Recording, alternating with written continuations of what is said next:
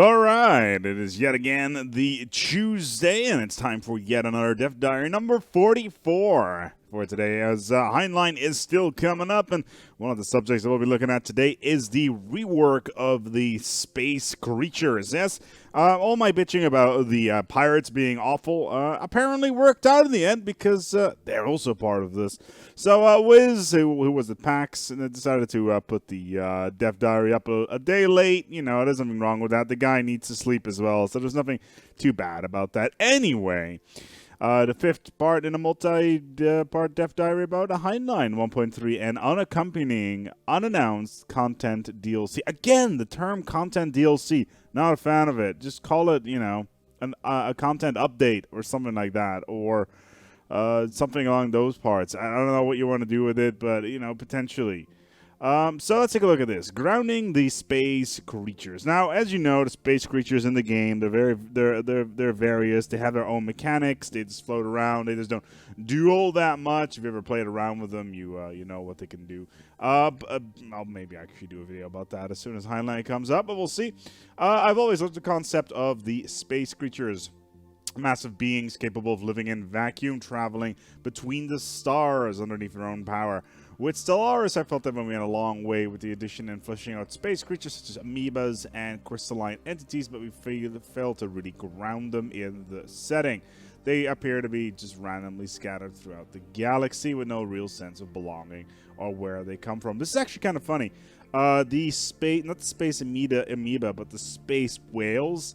They are actually kind of on railroads. They do move around, and if you try to play as them, like you tag into the space whales, then you try to move them around, they will automatically reassess their original routes to go there. So they actually do move around. You can't really control them all that much, which is a shame. But for some reason, they do come with warp drive 2, I think. Not entirely sure, but we'll have to take a look at that at some point. Anyway. Blah, blah, blah, blah. Instead of spawning randomly anywhere, space creatures will belong to a particular region of space. They can be found outside it, but it is rare. So once you encounter more than one set of mining drones, it is likely that you've entered mining drone space. In a region of a particular space creature, in addition to finding the regular versions of these creatures, you find a nexus, a system surrounded by powerful varieties of in which a boss creature lives. Ooh, boss creatures. Where this particular space creature is meant to have either its origins or their home, so to speak. For example, in the center of the mining drone space, there will be a mining drone home base, a powerful adversary that once defeated will yield some significant reward. So here you got a couple of screenshots here, a couple of amoebas, you know, a couple of new amoebas down there as well. There's the supposed mining drone home base. Possibly. We'll have to take a look at that once it comes out.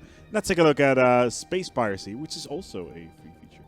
So, for those of you who've watched some of my videos before, you should know my opinion about the space pirates. I think they're terribly implemented, and that they have so much more potential, and it looks like they were actually going to see more of that. So it looks like the space pirates is yet another area where we didn't just go far enough with implementation.